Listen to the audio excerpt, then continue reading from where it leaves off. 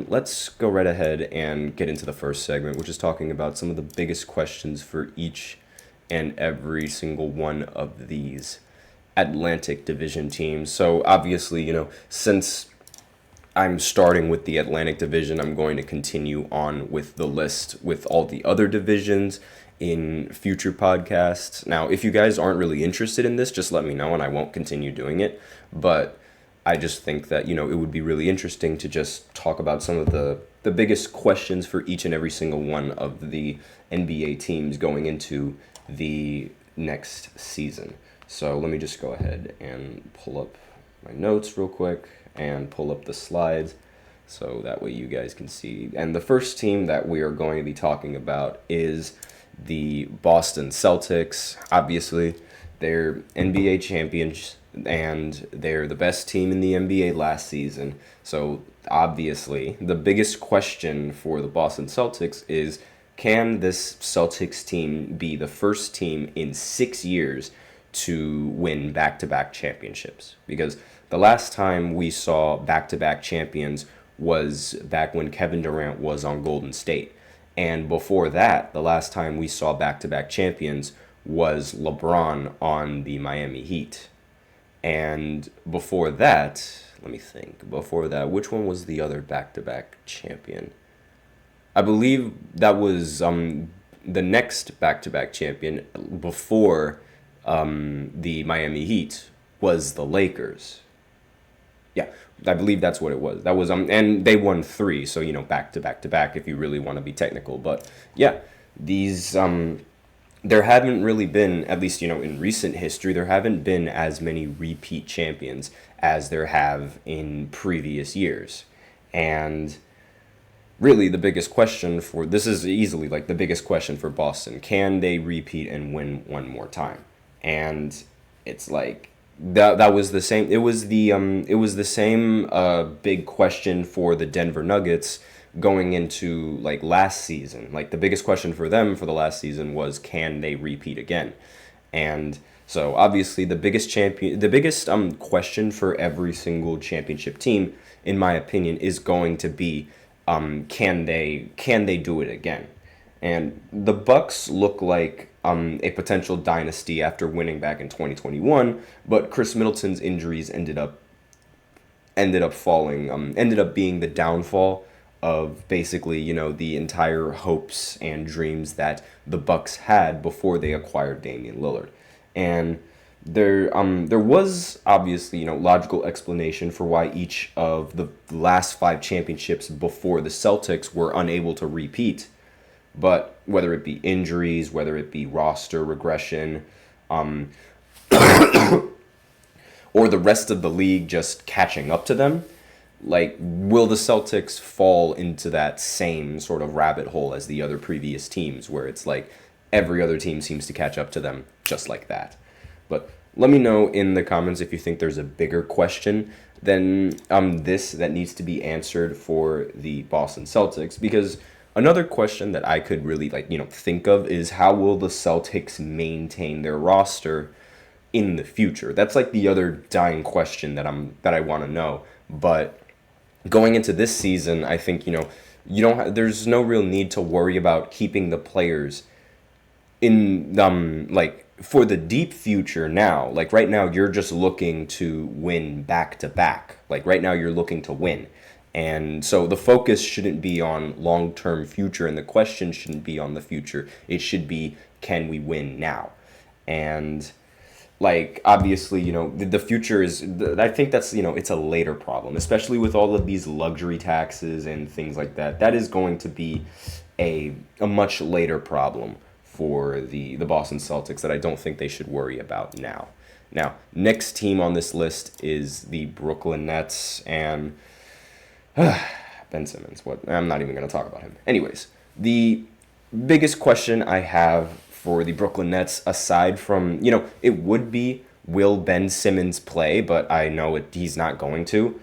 So the biggest question is, will there be any kind of any more trades that Brooklyn decides to make in this regular season? Because they made a deal with Mikal Bridges, to deal away Mikal Bridges to the Knicks, and they've received a huge plethora of draft picks, and so they're committing to a full rebuild.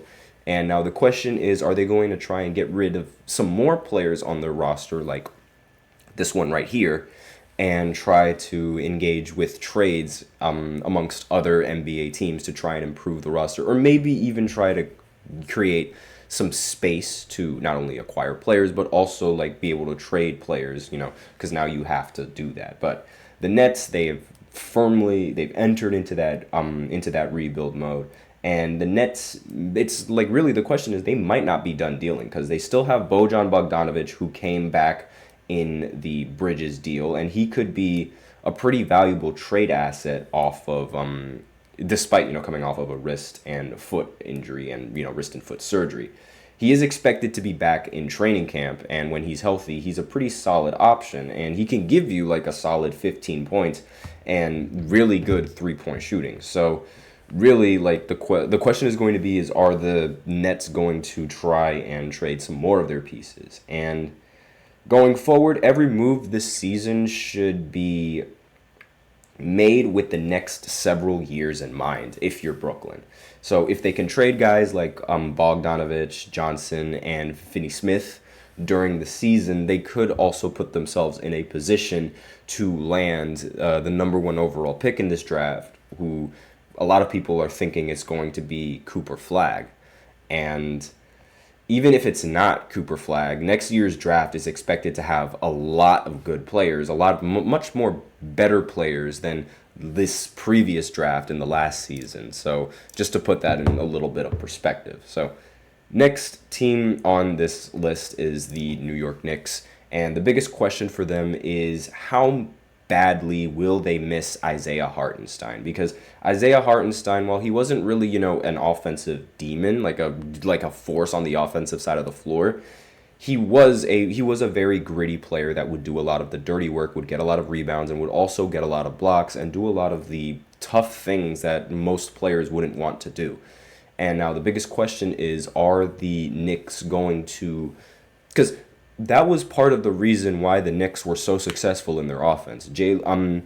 Josh Hart and Isaiah Hartenstein being able to just hustle and not only snag boards but also create plays that wind up in the Knicks getting more chances and more possessions of the ball.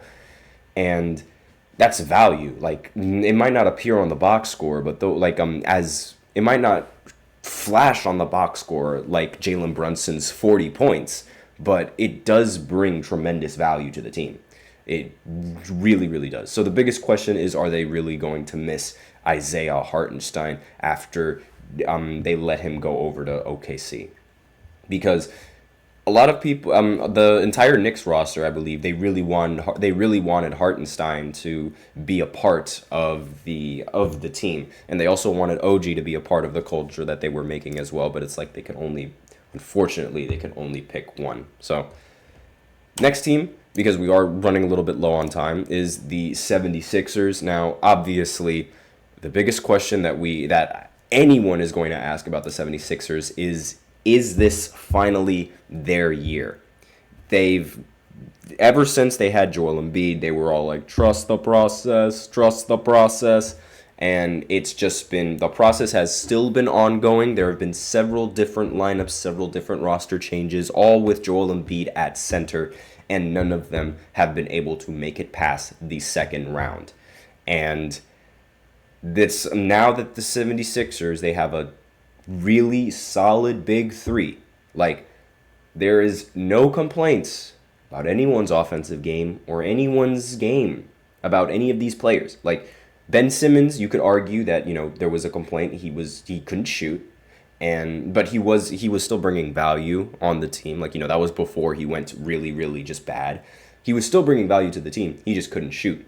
And Jimmy Butler, I mean, you could argue that his three-point shooting isn't really as good as it should be, but, he was still a very competent player. And then there's obviously Joel Embiid, but he's also injury-riddled. Now, in this season, there's, nobody that has a problem. None of the core players have a problem with performing under pressure. I mean, You might argue Paul George, but in recent years, Paul George has been pretty good in the postseason and has been delivering in the postseason. Like the farther he took the Clippers to their only Western Conference Finals, and again, the question for the 76ers, it's going to be, is this finally their year? Because they always say it every single time that it's going to be that they got it. This is the best chance that they have, and it always ends up falling short. And finally, we have the Toronto Raptors. Their question is this core that they have, with RJ Barrett and Quickly and Scotty Barnes, is that really the core that you want to build around? I completely understand Barnes, like without a doubt. I want Scotty Barnes to be the face of the Raptors, as well as the number one option on the Raptors. He's a fantastic player and a great, there's no flaw in his game. And you definitely want to build around that young player, but around those two, like RJ Barrett and Emmanuel Quickly, not entirely sure. I'm a little bit more sold on RJ Barrett given how he was playing for Canada in the Olympics, but still not entirely sold on that young core. Aside from Barnes, there's that young core, I'm not really sold on it. But that's all that I have for this first segment. So now we will go ahead and go into the second segment where I talk about Charles Barkley and his comments about the WNBA. So I will be right back after this short break, so be sure to stay tuned. I feel like I'm losing my mind. Is everybody in the world blind? Please, Lord, give me a sign, a sign. I feel like I'm losing my mind. Is everybody in the world blind? Please, Lord, give me a sign, a sign. I wanna be the greatest. Everybody on the fake shit. I look around and feel like everybody is the fakest. I make this every day and I'm impatient, hoping one day I blow up from the basement. Statement, the top is so vacant. I don't hear shit that I think is amazing. Waiting for my day when I'm playing sold out shows for 1,000 faces. Hey, give me that crown, get in my way and to be put down. It ain't your place, all this my town. If I want that shit, then I'll get it right now. I'm losing it, the noose it fits. I'm losing shit, a stupid myth. You choose to live or choose to dip. You choose to fight or lose your grip and lose a gift. Oh, I feel like I'm losing my mind. Is everybody in the world blind? Please, Lord, give me a sign, a sign. I feel like I'm losing my mind. Is everybody